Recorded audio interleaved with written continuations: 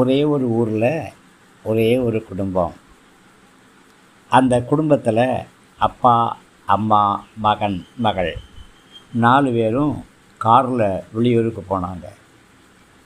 சந்தோஷமாக பேசி சிரிச்சுக்கிட்டே காரில் போகும்போது கார் திடீர்னு பஞ்சர் ஆயிடுச்சு. நல்ல வேளையாக அப்பாவுக்கு பஞ்சர் ஓட்ட தெரியும். அப்பா பஞ்சர் ஓட்டிக்கிட்டு இருந்தார்.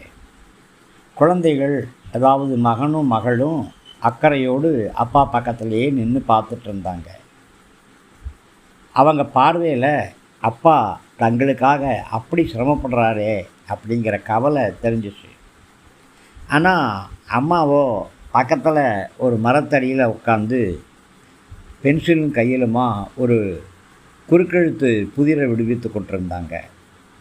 இதை பார்த்தோன்னே மகனுக்கும் மகளுக்கும் அம்மா மேலே கோபம் வந்துருச்சு. டயரை மாற்றின பிற்பாடு பயணம் தொடர்ந்துச்சு. அம்மாட்ட குழந்தைகள் கேட்க ஆரம்பித்தாங்க, அம்மா, நீங்கள் ஏன் அப்பா கார் ரிப்பேர் பண்ணும்போது மரத்தடியிலேருந்து கிராஸ்வேர்ட் போட்டுட்ருந்தீங்க? அப்பா பக்கத்தில் வந்து நின்றுருக்கலாமில்ல? அம்மா சொன்னாங்க, சிலங்களே, எப்படி கார் டயர் மாற்றுறதுன்னு எனக்கு தெரியாதே அப்படின்னாங்க. எங்களுக்கு மட்டும் என்ன தெரியுமா? இருந்தாலும் கூட நமக்காக அப்பா கார் ரிப்பேர் பண்ணும்போது ஒரு பண்புக்காக கூட என்ன பண்ணுறீங்க அப்படின்னு கேட்டிருக்கலாமே அப்படின்னு குழந்தைகள் சொன்னாங்க.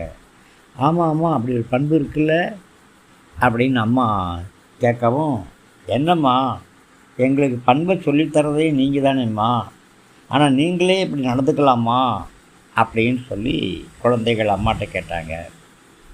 அம்மா சொன்னாங்க, சரி அம்மா, நான் ஒரு கேள்வி கேட்குறேன். நான் ஆஃபீஸ் வேலைக்கும் போயிட்டு வீட்டில் வந்து சமைக்கும்போது, துணி துவைக்கும்போது, பாத்திரம் கழுவும்போது, வீடு துடைக்கும்போது நீங்களும் அப்பாவும் அதே பண்போட என் பக்கத்தில் வந்து நின்றுருக்கிறீங்களா? குழந்தைகள் சொன்னாங்க, எங்களுக்கு அந்த வேலை தெரியாதும்மா. அது மாதிரி தான் எனக்கும் டயர் மாற்றுறது தெரியாது. நான் போய் மரத்தில் உட்காந்துக்கிட்டேன். இப்போ தான் அப்பாவுக்கும் குழந்தைகளுக்கும் எப்படி நாம் அம்மாவுடைய மனசை கஷ்டப்படுத்தியிருக்கிறோம் அப்படின்னு புரிஞ்சிச்சு. அம்மா சொன்னாங்க, இன்றைக்கி நாம் காலையில் வெளியே கிளம்பின போது மணி 7. ஆனால் நான் 3 மணிக்கே எழுந்திரிச்சு ஜெபம் பண்ணி பாடி வேதம் வாசித்து எல்லாருக்காகவும் ஜெபிச்சு பையனை பாதுகாப்புக்காக ஜெபித்தேன். உங்கள் அப்பாவுக்கு ஹோட்டல் சாப்பாடு ஒத்துக்கிடாது. நல்ல காலைல டிஃபன், மத்தியான சாப்பாடு, நடுவில் கொறிக்கிறதுக்கு பணியாரம், சுழியம் இதெல்லாம் செஞ்சேன். அப்போது நீங்கள் எல்லோரும் சந்தோஷமாக தூங்கிட்டு இருந்தீங்க, டிவி பார்த்துட்டு இருந்தீங்க, அரட்டை அடிச்சிட்டு இருந்தீங்க. யாராவது வந்து அம்மா ஏதாவது ஹெல்ப் பண்ணலாமா, ஹெல்ப் வேணுமா அப்படின்னு கேட்டிங்களா? இல்லைல்ல. இப்போது உங்கள் அப்பாவுக்காக இறக்கப்பட்டு என்றும் கேள்வி கேட்ட மாதிரி எனக்காக இறக்கப்பட்டு உங்கள் அப்பாட்ட கேள்வி கேட்டிருக்கிறீங்களா? அல்லது நீங்கள் வந்து எனக்கு உதவி செஞ்சுருக்கிறீங்களா அப்படின்னு கேட்ட பொழுது அப்பாவுக்கும் அந்த 2 வாண்டுகளுக்கும் கண்களில் கண்ணீர் தரதரையாக வந்துச்சு. தாங்க செஞ்ச தவறை உணர்ந்து அப்படியே அம்மாவுடைய 2 கைகளையும் இறுக்கி பிடிச்சி, அம்மா எங்களை மன்னிச்சிடுங்கம்மா, இனி நாங்கள் விசாரிக்கிற பண்பை வளர்த்துக்கொள்கிறோம் என்று சொன்னாங்க. அப்பாவும் கூட அம்மாவுடைய 2 கைகளையும் பிடிச்சு, ஐ எம் ஸோ சாரி செல்லம், மை டியர், இனி நானும் உன்னை விசாரிப்பேன், ஓகேயா அப்படின்னு கேட்டார். எனக்கு அருமையானவர்களே, அம்மா அப்படியே நெகிழ்ந்து போயிட்டாங்க.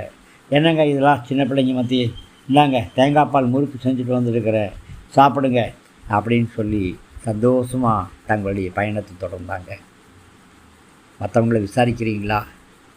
அப்பா விசாரிக்கிறீங்களா? அம்மா விசாரிக்கிறீங்களா? கூட பிறந்தவங்களை விசாரிக்கிறீங்களா? தாத்தா பாட்டியை விசாரிக்கிறீங்களா? இனஜனங்களை விசாரிக்கிறீங்களா? நண்பர்களை விசாரிக்கிறீங்களா? நலம் விசாரிக்கிறது தாங்க நல்ல பண்பு.